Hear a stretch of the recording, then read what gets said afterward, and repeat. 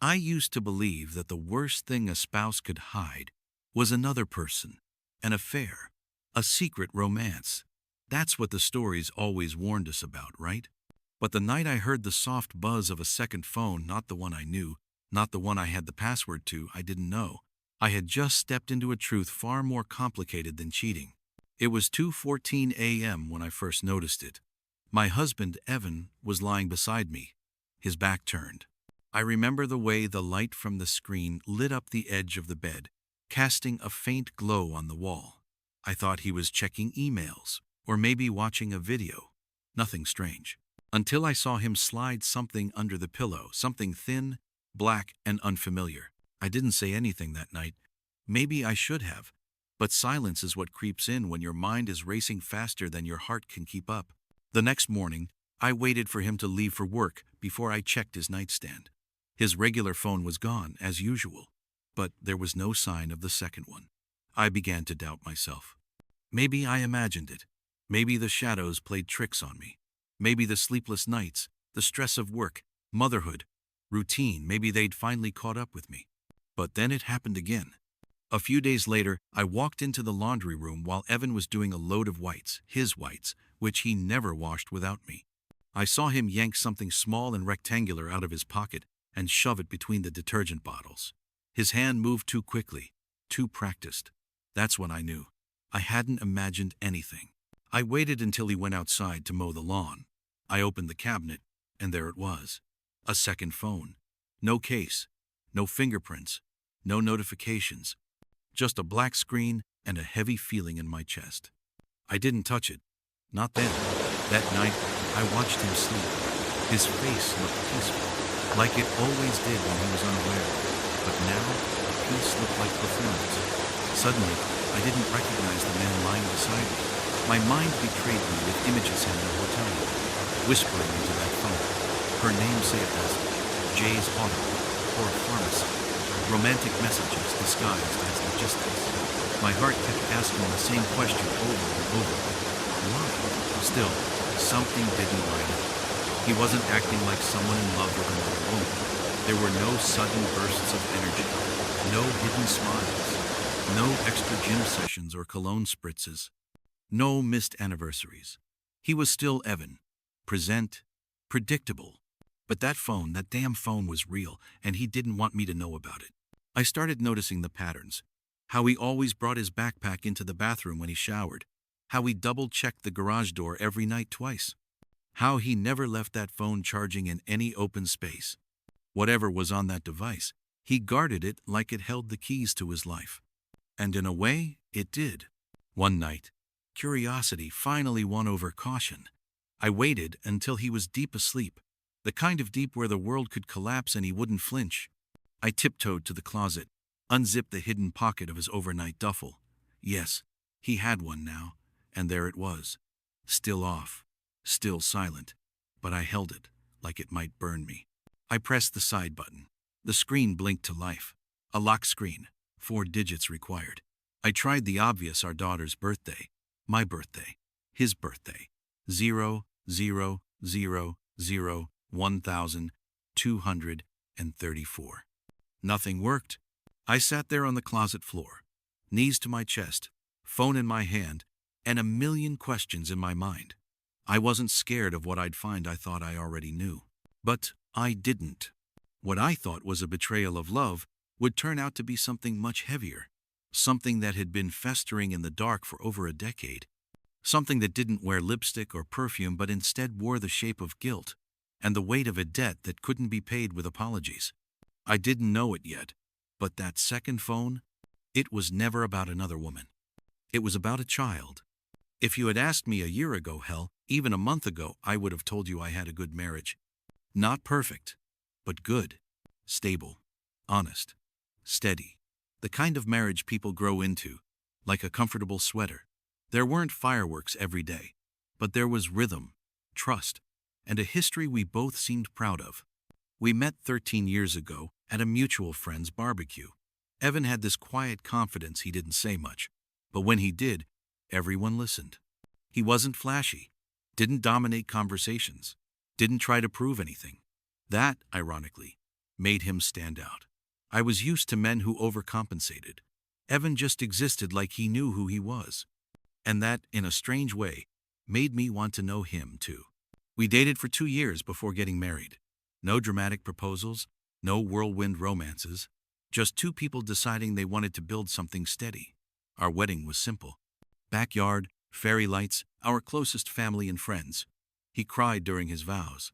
That's a detail I held on to for years, the way his voice cracked when he said, "I promise to show up every day for this life we build together."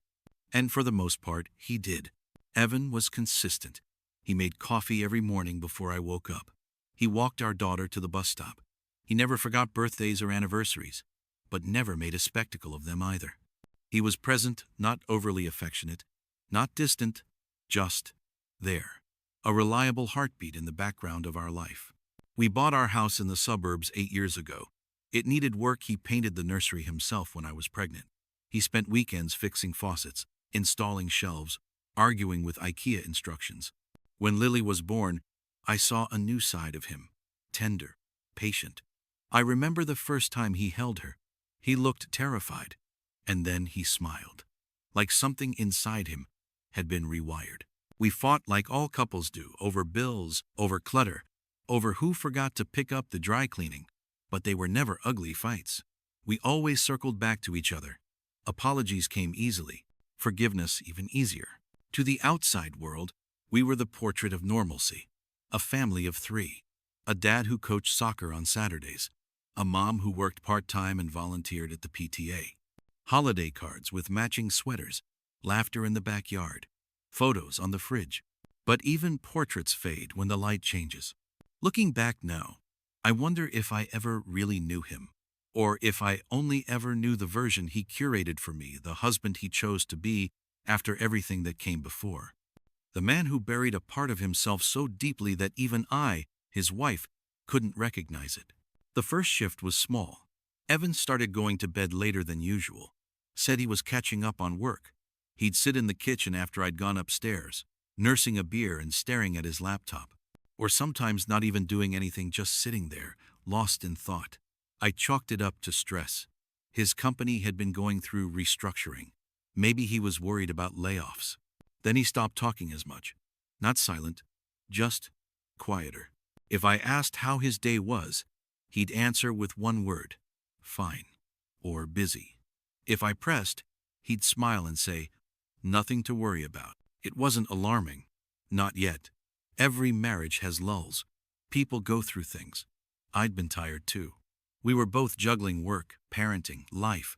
But then came the missed dinners, the phone calls he'd take in the garage, the receipts for gas stations 2 towns over.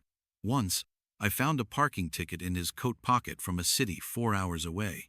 He said he went there for a meeting. I didn't push. I trusted him. Or maybe I trusted the image we'd built together. Sometimes, trusting the life you've built feels safer than asking if it's cracking. I remember a night about 3 months ago. Lily had a stomach bug. She was curled up on the couch, groaning. I was cleaning up the third mess of the evening when Evan came home. He looked exhausted, but he dropped to the floor beside her, wiped her face, kissed her forehead. I watched from the hallway, tears in my eyes. I thought, this is love. This is what matters. But that moment was fleeting. A week later, I noticed the first real fracture. He changed his phone password. He had never hidden anything from me before, not in 13 years. And just like that, a small wall appeared between us. I asked about it. He brushed it off. Company policy. We're tightening up security protocols. It made sense, sort of. But something inside me shivered. More walls came after that. He started carrying his backpack everywhere, even into the bathroom. When I joked about it, he laughed but didn't offer an explanation. He started going for late-night drives, claiming he needed to clear his head. When I offered to come, he said he needed the silence. Our intimacy waned, not just physically, emotionally.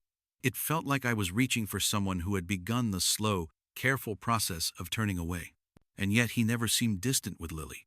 He still made pancakes on Sundays, still helped her with math homework, still laughed at her silly jokes.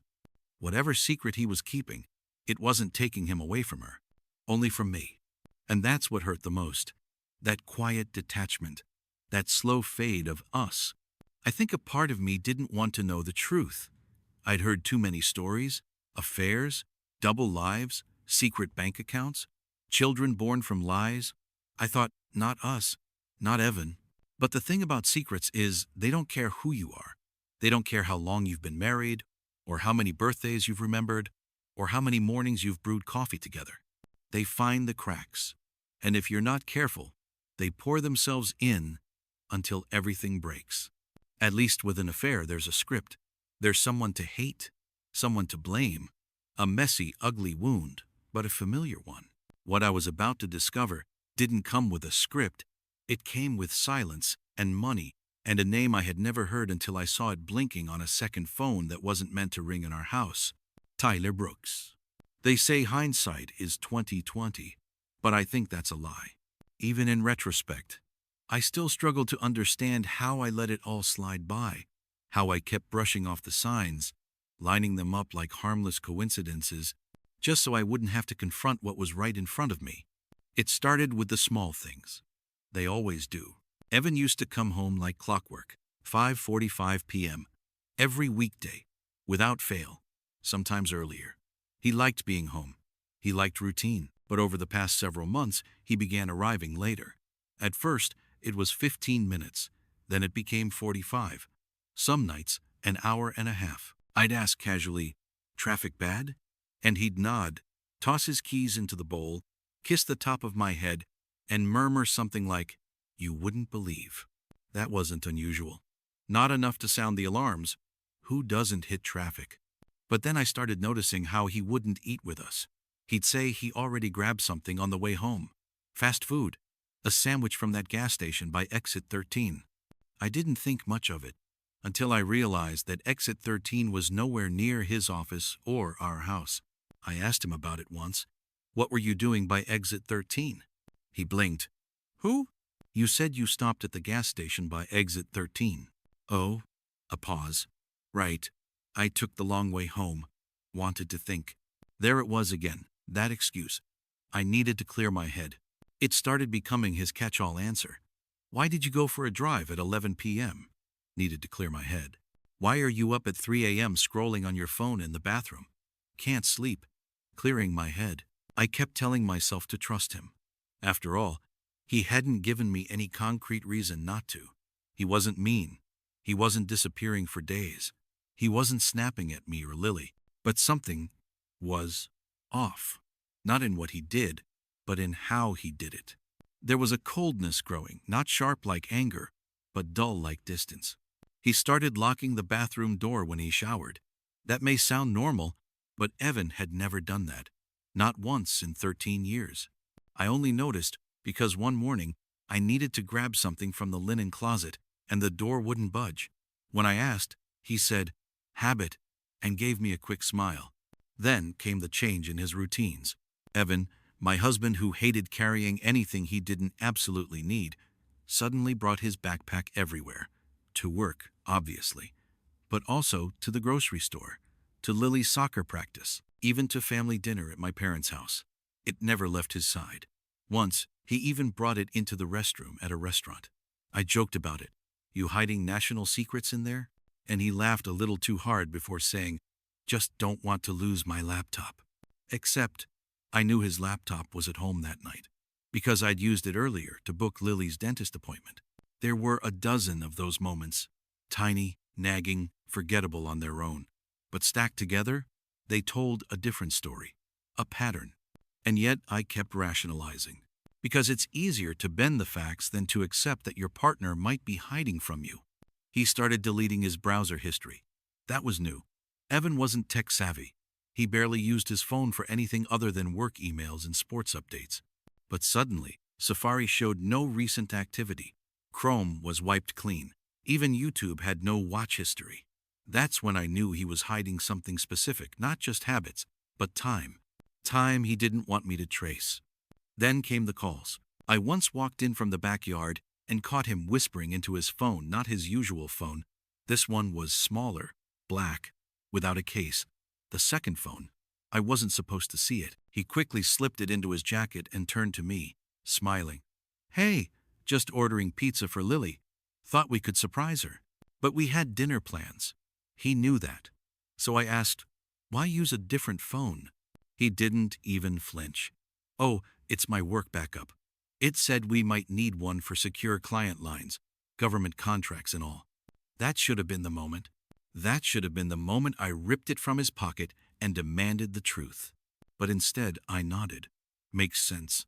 Then I walked to the kitchen and pretended not to feel like the floor was shifting beneath me. Because that's what fear does, it makes you complicit in your own blindness. The next day, I checked his coat pockets. The phone wasn't there. It was never there when I looked, only when I wasn't supposed to see it. A few nights later, I watched him from the hallway. He sat in the garage, door closed, light on, phone in hand. He wasn't talking, just staring at the screen. His face looked pained, like he was reading something that made his stomach twist. Then he wiped at his eyes. That's when something inside me changed. I'd been so busy suspecting an affair, preparing myself to hate him, that I hadn't considered another possibility, one that scared me more than infidelity. What if he was sick? What if he'd been diagnosed with something and hadn't told me? What if he was planning for a future without us? The thought hollowed me out. I started checking our insurance bills, our online health portal, his pharmacy receipts. Nothing out of the ordinary. I checked our shared accounts. Nothing unusual. But then I noticed a separate checking account under his name only. It had been opened 3 years ago. I'd never seen it before. And the balance? Almost empty. Because each month, nearly $2,000 were wired to someone named Tyler Brooks in Wisconsin. I didn't know a Tyler. We didn't have family in Wisconsin. Evan had never even been to Wisconsin. That was the moment everything clicked into place, but not in a neat, understandable way. More like a puzzle dumped on the floor. I had pieces, but no picture, no edges. Just the overwhelming sense that everything I believed about my marriage had a second version, a second phone, a second life. And I hadn't even unlocked the screen yet. I told myself I'd wait, collect more proof, maybe even confront him when I was calmer. But deep down, I think I already knew. Whatever this was, whatever this Tyler meant, whatever this phone held, it wasn't about another woman. It was something much, much worse. The night I finally opened the phone wasn't planned. I wish I could say I devised a clever strategy, waited for the perfect opportunity, and calmly navigated my way to the truth. But the truth is, it happened because Evan got careless. It was a Sunday. Lily had gone to a sleepover at her friend Chloe's house. Evan was outside mowing the lawn, shirt drenched in sweat, earbuds in. I was cleaning the kitchen when I heard a soft ding from the coat rack by the front door. I froze. That sound wasn't from his usual phone. His iPhone was sitting on the counter next to his keys. That ding came from the other phone. I walked over, heart pounding, and reached into his jacket pocket. There it was. The black phone, unlocked, screen still lit up from the notification. No fingerprint, no passcode. Just open. Maybe he thought he had locked it. Maybe he was in a rush. Maybe he was getting sloppy. Or maybe something in the universe wanted me to know. I took it straight to our bedroom, closed the door, and sat on the edge of the bed. My hands were shaking. The notification was a Gmail alert. ACH transfer to Brooks Property LLC. $2,000 confirmed. Brooks. Tyler Brooks. I clicked on the Gmail icon. There were only a handful of emails in the inbox. No spam, no subscriptions, no promotional clutter. Everything was clean, curated, controlled. The most recent email was from a community college in Wisconsin, confirming a tuition payment for the upcoming semester. The name on the invoice, Tyler Brooks. The one before that was a rent receipt from a small apartment complex called Maple Heights. The receipt was in Evan's name, paid via a third-party account. The lease listed Tyler Brooks as the resident.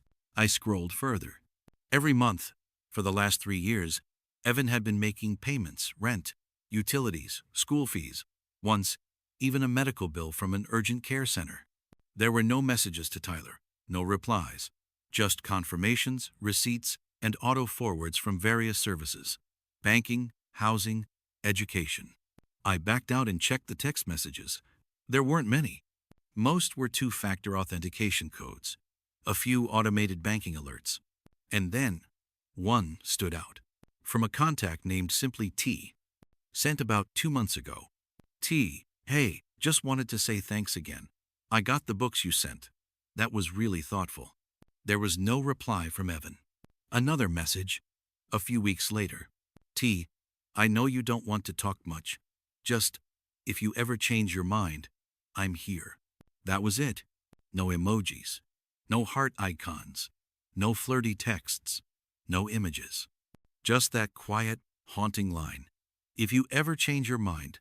I went into the photo gallery. Only 10 photos. 5 were screenshots of documents, lease agreements, school records, transfer confirmations.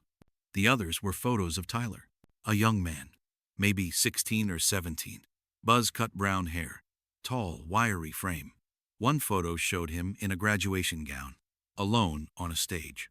Another had him sitting at a bus stop, reading. Another was of him standing in front of a small apartment building, holding a pizza box, laughing at something off camera. There were no captions, no context, but Evan had taken them himself. The timestamps were consistent with his late work nights over the past year. I sat there, phone still in my hand, and felt my entire chest constrict. This wasn't an affair. This wasn't lust or betrayal in the way I expected. There were no lies told to another woman. No affair tucked into a hotel room. No second family with a woman in lingerie and secrets. This was something else entirely. I opened the Notes app. Only one entry. It was titled, the 17th of December, 2013. That date meant nothing to me, at least not yet. The note was short. Tyler was wearing Spider-Man pajamas. He didn't cry, just stared at me the whole time like he already knew I had taken something. I called the cops, but I couldn't make myself go over to him. I waited across the street until they came. Then I left. That was it. No explanation. No backstory. Just that raw, brutal image of a child in superhero pajamas watching a stranger, my husband, in the middle of some unknowable nightmare. I sat on the edge of our bed for what felt like hours. I couldn't cry. Not yet. My brain was still trying to build context from scraps. The 17th of December, 2013. That was 10 years ago. I went to the closet, pulled out a shoebox where we kept old calendars and photo albums. I dug out the planner I'd kept from that year. Back then, I used to handwrite everything: dinners, appointments, work trips. That week, Evan had been out of town for a conference. He'd gone alone. I remembered because I'd been annoyed he missed my friend's engagement party. He came back quiet, tired. When I asked about the trip, he said it had been a lot. I never asked more. I never even thought to. Now that date had a name, Tyler Brooks. And a story. I didn't understand. Not yet. I went back to the email inbox, scrolled all the way down to the oldest message dated July 2016. A single email from a Gmail account I didn't recognize. Subject line, I think I found you. The message was brief. I'm not sure if this is the right person, but if you're the man from 10 years ago, thank you for everything, for the apartment, the tuition, the books. I don't know why you're helping me, but I hope someday you'll let me ask. No signature. Evan never replied. He never deleted it either. I stared at that line, the man from 10 years ago. The man I had married. The man I'd shared a bed with, a home with, a child with. A man who had, for all intents and purposes, lived 2 parallel lives, one with me, one buried in silence and restitution. And then the truth began to form, slowly and horribly. He hadn't cheated on me. He'd hurt someone, someone's mother, someone's life. And Tyler Brooks was the shadow of that hurt, a living, breathing embodiment of a decade-old sin Evan had been trying to erase, not by forgetting, but by paying. Every month, quietly, alone. I didn't close the phone right away. I looked at the photos again. That kid Tyler, he didn't look angry. He didn't look broken. He looked alone, like someone who had been waiting for answers his whole life, and only ever got bank transfers and gift cards. I closed the phone, Saturday on the bed, and finally cried not because my husband had lied to me, but because he had lived 10 years in a prison I didn't know existed and dragged me into it without a single word. And somewhere in Wisconsin, a boy named Tyler was living with the fallout of a truth I wasn't sure I was strong enough to hear. I couldn't sleep. After going through Evan's second phone, I lay awake staring at the ceiling, trying to connect 1,000 dots that never should have belonged on the same page. The boy Tyler Brooks was real, and Evan had been sending him money, supporting him, watching from a distance. That much was undeniable. But the one thing Evan's phone didn't answer was the why. What had happened 10 years ago? Who was the woman Tyler lost? Why was Evan the one paying? It wasn't an affair. I was certain now. But that didn't make it easier. In some ways, it made it worse. Because betrayal born of lust is ugly, but at least familiar. This was something else. Something darker. Something I hadn't prepared for. By morning, I had made a decision. I needed to know who the woman was. The one Evan had written about in that single note. The one he saw Tyler staring at him over. I needed to know what had happened on the 17th of December, 2013. So I did what anyone with a name and a date does. I Googled, "Accident Wisconsin, the 17th of December 2013. Child survived, mother died." Hundreds of results. Articles, obituaries, news clips. But after 20 minutes of narrowing keywords, cross-referencing Tyler Brooks and Maple Heights, I found it. A local news piece from the town of Cedar Glen, Wisconsin. Tragic pedestrian collision leaves mother dead. Child injured. My eyes scanned the words, like I was reading through a fog.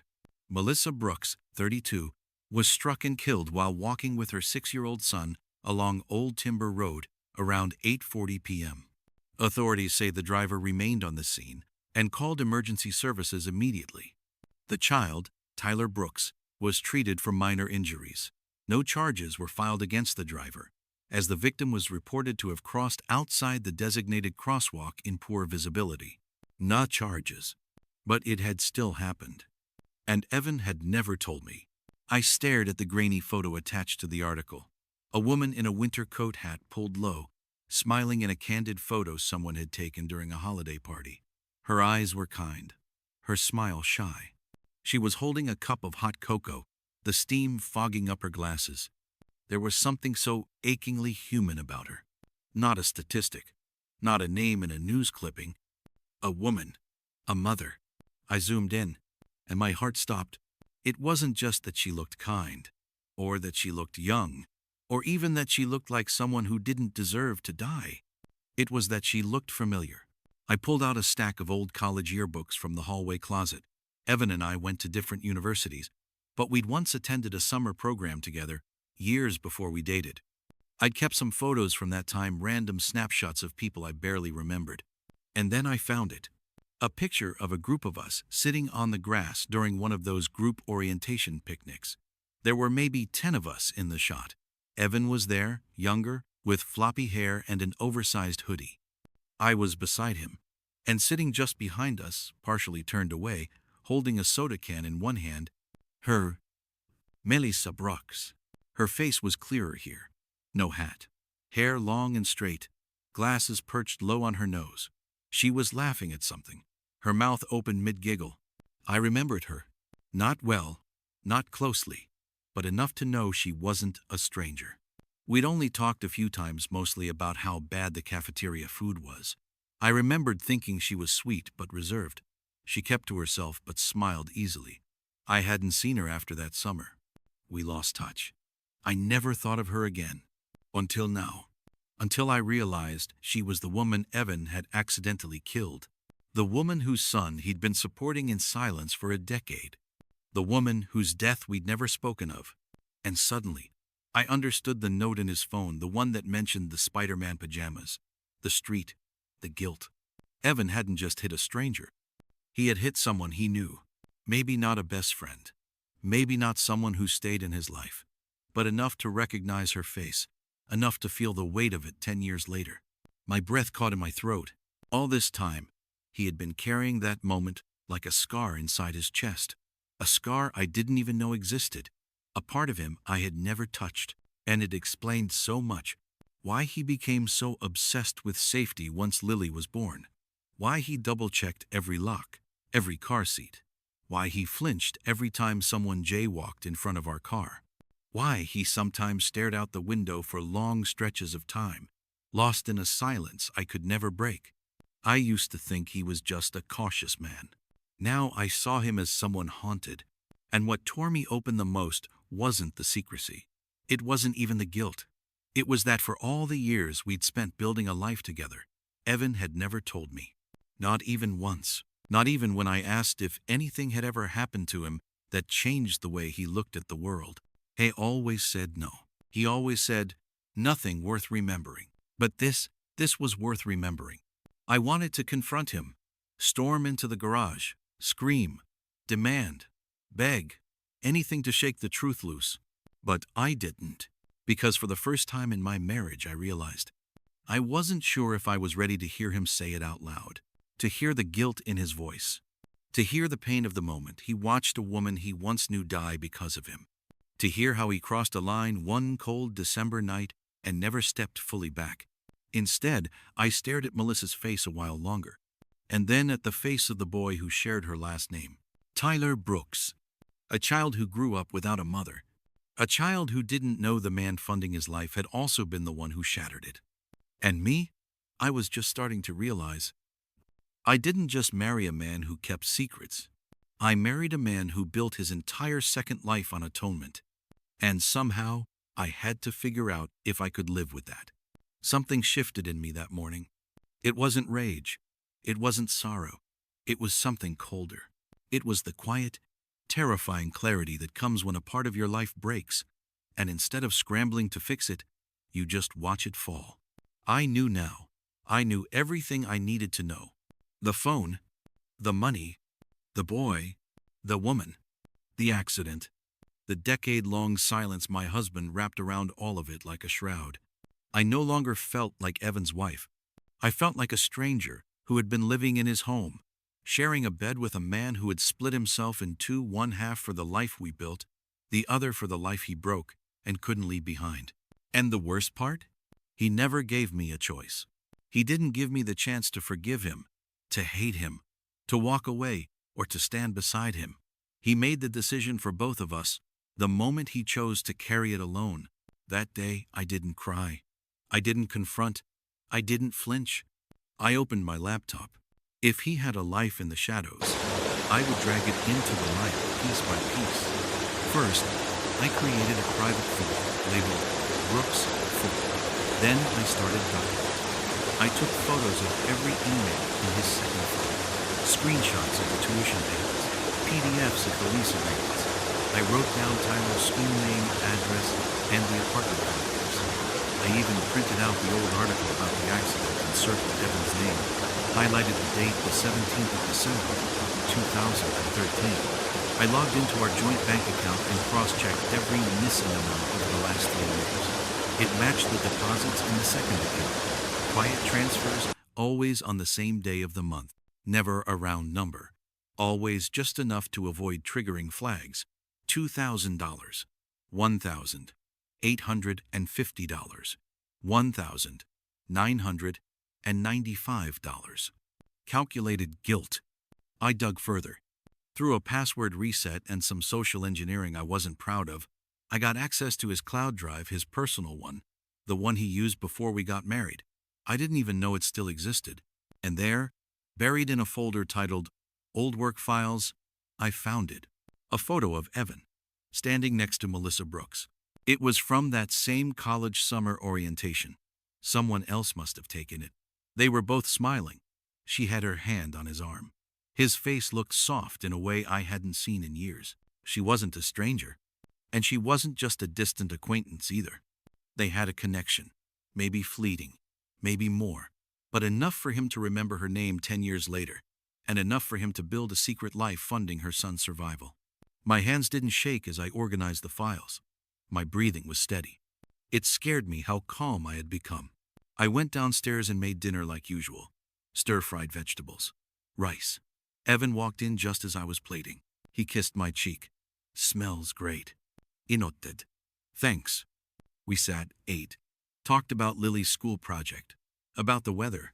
Not once did I mention the folder hidden on my computer. Not once did I ask him about the 17th of December. Not once did I bring up the name Tyler. Instead, I smiled. I played the part. Because now I understood something else. If Evan could live a double life for a decade, then so could I. I wasn't his wife anymore. I was an investigator. I wasn't trying to understand him. I was studying him. Every gesture, every excuse, every late-night drive, I logged it in my mind like evidence. I created a backup of all the files on an encrypted USB and locked it in the bottom drawer of my sewing box, the one he never touched. I changed the password on my own devices, moved some funds into a separate account. I even booked a consultation with a lawyer under my maiden name. I didn't know what I wanted yet. Divorce? Confrontation? Exposure? I wasn't sure. But I knew one thing. I would never again be the woman who took his word as gospel. Evan noticed the change, eventually. He'd study me across the dinner table, eyes narrowing. "You've been quiet lately," he said one evening. I shrugged. "Just tired." He leaned forward. "Is everything okay?" I looked him in the eye and lied better than I ever had in my life. Of course, he kissed my forehead that night, lingered a second longer than usual, like he sensed it, the shift, the coldness, the armor. But he didn't know why. Not yet. And I wasn't going to be the one to break the silence. Not this time. I watched him closely. How he packed his bag. How he checked his phone when he thought I wasn't looking. I timed his drives. I recorded license plates he parked next to. I saved his browser history every time he forgot to clear it. I became methodical. Precise. I became someone he didn't recognize. And in that transformation, I found something unexpected. Power. Not revenge. Not satisfaction. But clarity.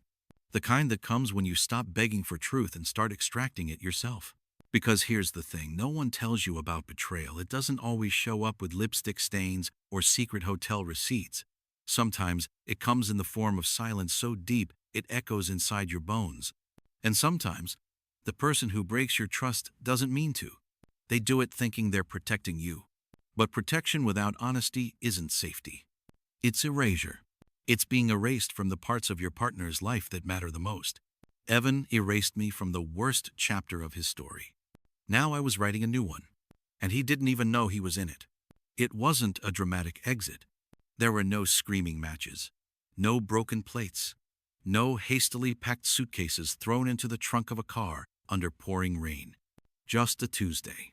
Just silence. Just me, standing in the center of our bedroom, staring at the life we had built and realizing I didn't belong in it anymore.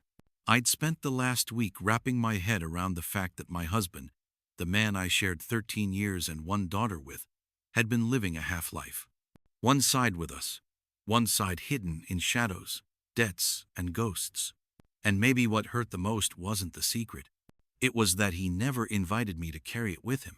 He should have told me. He should have given me the dignity of the truth. But instead, he buried it. Deep. In folders, in wires, in tuition payments, in old photos and Gmail accounts and burner phones tucked into coat pockets. He made a choice. Now it was my turn. That morning, I woke up before Evan. The sun had just started to seep through the blinds, throwing gold lines across the carpet. He was still asleep, his face turned toward the wall, breath slow and even. I watched him for a few seconds. I tried to feel what I used to feel when I looked at him sleeping. Nothing came. No anger, no love, just distance. I slipped out of bed and went to the kitchen, made Lily's lunch, wrote her a sticky note, and folded it inside the bag. "Mom loves you, always, no matter where." Then I dressed, quietly. Jeans, sweater, my favorite boots, nothing that would raise suspicion. I didn't pack a suitcase. Just a tote bag. My laptop, phone charger, a few clothes, the USB with all the files I had collected, and the photo of Lily from her 3rd birthday party, the one where her cheeks were covered in chocolate cake, and Evan was holding her up like she was the only thing in the world that mattered.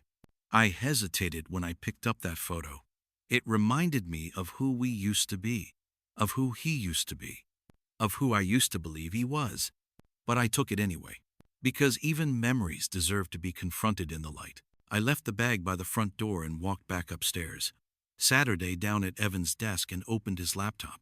He rarely logged out. I clicked into his main inbox. Drafted an email.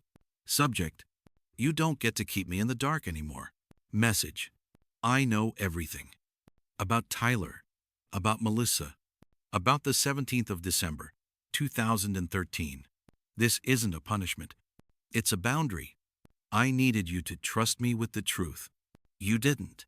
I'll be gone for a while. Lily's safe. Don't make this harder than it needs to be. We'll talk when I'm ready to listen. Right now, I'm not." I saved it as a draft, left it open on the screen, didn't hit send. He would find it. He would read it. That was enough. Then I walked into our bedroom one last time, looked around, everything still in its place. His slippers, my book on the nightstand, the lamp I always left on low, even after he fell asleep. I bent down, slipped off my wedding ring, left it on the dresser. It didn't feel symbolic. It just felt necessary. At 7:02 a.m., I grabbed my bag and keys. I left the house just as Evan stirred upstairs. I didn't say goodbye. I didn't need to. The door closed behind me with a soft click. I sat in my car for a minute. My hands gripped the wheel too tightly. I looked at the rearview mirror at the house we made, the life we crafted, and whispered to myself, "You're not running away. You're walking toward yourself." And I drove. I didn't go far, just to a small Airbnb on the edge of town. Quiet, secluded, no questions asked. I paid in cash, signed the form with initials only. I wasn't hiding from Evan. I was creating space where I could breathe without choking on the weight of what he never said. That night, I didn't cry. I made tea. I read half a book. I stared at the ceiling of a room that wasn't mine and still somehow felt more honest than the one I had just left. I didn't miss him. Not yet. Maybe not ever. Because the man I missed never really existed. He was a version of Evan the First built from the pieces he allowed me to see. A carefully curated collage. But now that I had seen the rest, the bloodied edges, the shadows behind his silence, I couldn't unsee it, and I wasn't sure if I could ever forgive it. He hadn't lied to protect me. He had lied to protect himself. And now, the truth was finally his to sit with. Alone, he found me on the third day. I should have expected it. Evan wasn't the type to sit in silence, not when things slipped beyond his control, especially not when the woman who shared his home and his child disappeared without warning, leaving only a draft email and an empty ring box behind. He knocked. No banging, no shouting. Just 3 soft, even knocks on the door of the little Airbnb I had rented at the edge of town. I didn't move. He knocked again. "Rachel," he said through the wood. "It's me." As if that clarified anything. I opened the door after a long pause, mostly because I didn't want Lily to worry. I knew if he didn't speak to me, he'd go straight to her school. He'd wait in the parking lot. He'd try to make sense of this through her, and I wasn't going to let him drag her into it. He looked awful. His hair was disheveled, eyes bloodshot. He hadn't shaved. His clothes were wrinkled, like he'd pulled them out of the hamper in a panic. He looked like a man who had finally been left alone with his secrets and didn't like what they had to say. "Can I come in?" he asked. I stepped aside without a word. He stood in the middle of the room, unsure of what to do with his hands. He looked around, absorbing the Spartan decor, the closed curtains, the folded blanket on the couch. Then he turned to me. "You know." I nodded. "I do." He swallowed. His voice cracked when he spoke again. "How much?" "Enough." He sat down, slowly, as if gravity had doubled just for him. "I should have told you," he whispered. I didn't respond. I wanted to, so many times, but every time I looked at you, or Lily, he paused, shaking his head. I couldn't bring it into our world. I thought, if I left it buried, it would stay buried. I leaned against the wall, arms crossed. "And Tyler?" He blinked. "What about him? Did you think he'd stay buried too?" Evan winced. "I never meant to hide him. Not like that. I wasn't trying to erase him. I was trying to do something right." His voice cracked on the last word. "For who?" I asked quietly. He looked up. "For Melissa," he said. The name hit the air like a thunderclap. He hadn't said her name in years. Not to me. Not to anyone. And now, there it was hovering between us like a ghost. I knew her, I said. His eyes widened. Orientation week. That summer program. I remembered her face the second I found the article. He rubbed his palms together. I didn't know you two had met. We weren't close. But you were. Weren't you? He hesitated, then nodded. Briefly. We had a few classes together. A few long conversations. It didn't go anywhere. But you remembered her. He looked away. I never forgot her. Silence settled over the room, thick and unforgiving. I finally sat down across from him. The table between us felt more like a wall. I saw the photos, Evan, of Tyler, of the apartment, the payments, the messages, the note from 10 years ago. I saw everything. His voice dropped to a whisper. Then you know why I couldn't tell you. No, I said. I know what you did, but I don't know why you thought you had the right to decide what I could handle. He didn't answer. You lived two lives, Evan. You built a second phone, a second inbox, a second ledger, a second schedule, all behind my back.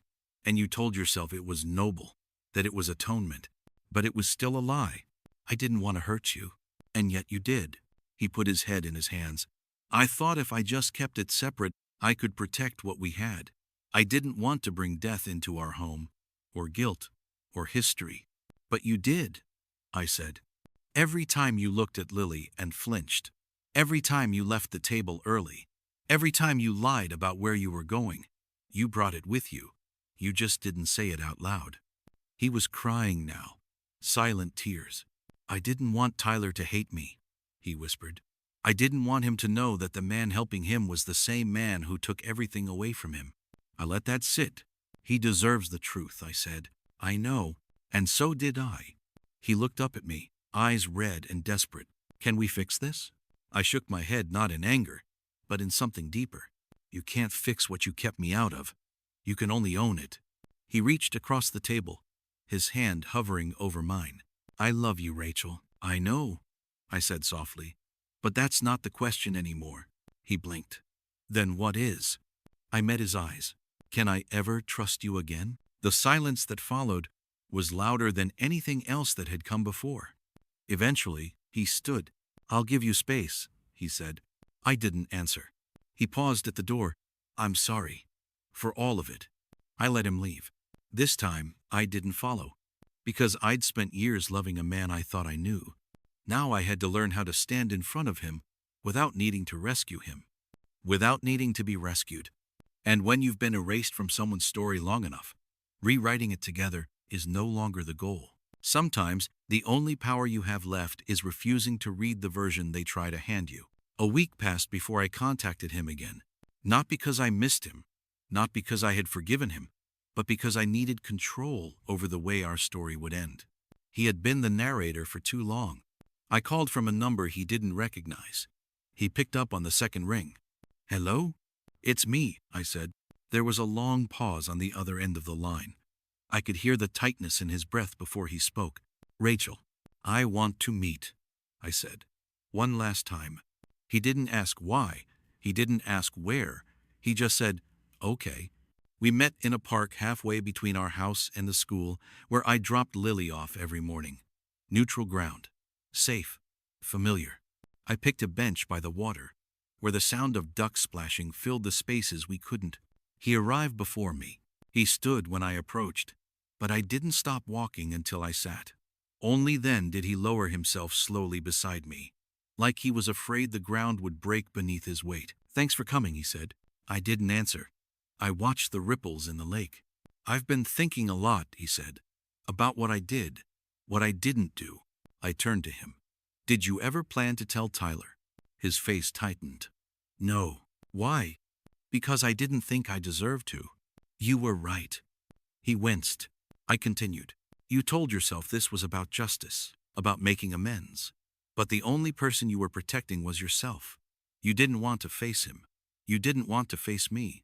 You just wanted to feel like a good man without doing the hard part. He didn't deny it. That boy grew up thinking someone kind was watching over him, I said. But it wasn't kindness. It was fear, and shame, and control. His voice was barely a whisper. I know. You don't get to hide behind guilt, Evan. You don't get to weaponize silence and call it sacrifice. I didn't mean to hurt you, but you did. He looked at me then, truly looked. And for the first time, I saw it. Not remorse. Resignation. He knew it was over. I took a deep breath. I've started the paperwork. His shoulders slumped. I'm not doing this to punish you, I added. I'm doing this to protect myself. And Lily. I don't want her growing up, learning that secrets are love and silence is strength. He nodded slowly. She deserves better. She deserves the truth. He swallowed hard. Will you tell her? Eventually. When she's old enough to understand nuance, he smiled faintly. She always did get that from you. We sat in silence for a while. Ducks quacked. Wind stirred the leaves. 2 children rode past on scooters laughing. Do you hate me? He asked suddenly. I didn't answer right away. I don't hate you, I said. But I can't love you either. Not after this. He looked down. I've replayed it 1,000 times, he murmured. That night. The headlights. Her face. The sound. The way Tyler just stood there afterward. Not crying. Not screaming. Just staring. Like he was memorizing everything. His voice cracked. And I ran. I turned to him, stunned. I thought you called the police. I did. From my car. From across the street. I couldn't walk over. I couldn't face him. I left before they arrived. He shook his head.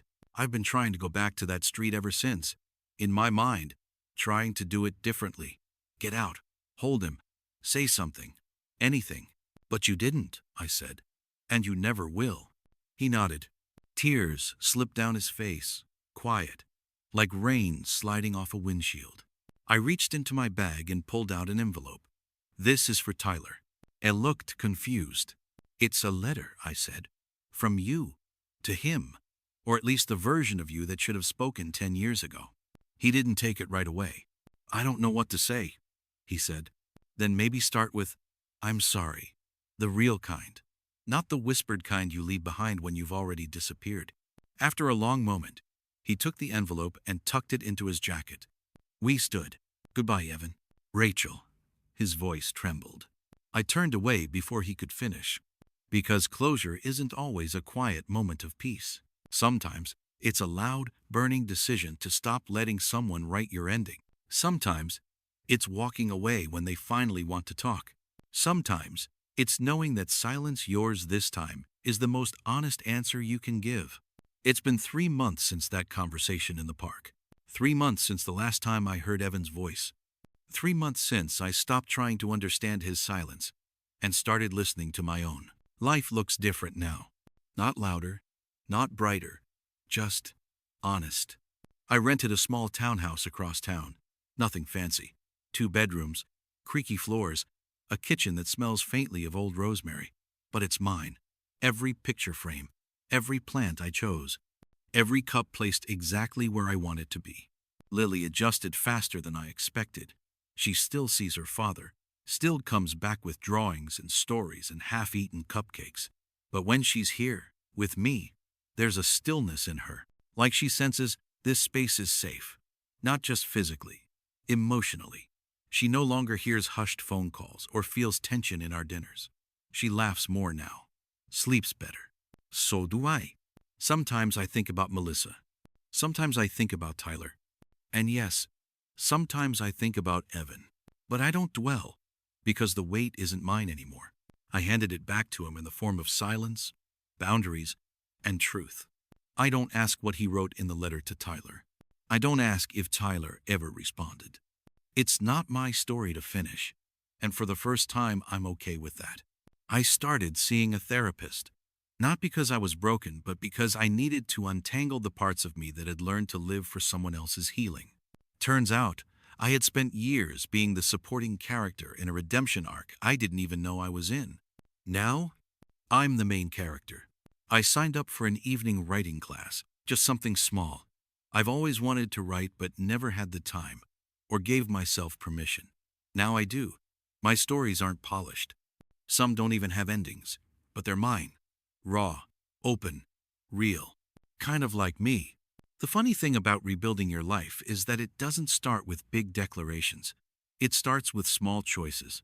Declining a call, painting a wall, a color you like, drinking your coffee slowly instead of in a rush, sleeping on one side of the bed and realizing you don't need the other half.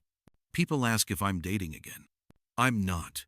Not because I'm afraid, but because for the first time in years, I enjoy being alone with my thoughts. They don't hurt anymore. They hum. They stretch. They breathe. That's new. One afternoon, Lily asked me why I left Daddy. I paused, then told her the truth, at least the part she could carry at her age. Sometimes, I said, people keep secrets they think will protect us. But secrets can also build walls. And love can't grow through walls. She nodded, thoughtful. But you still love him? I smiled.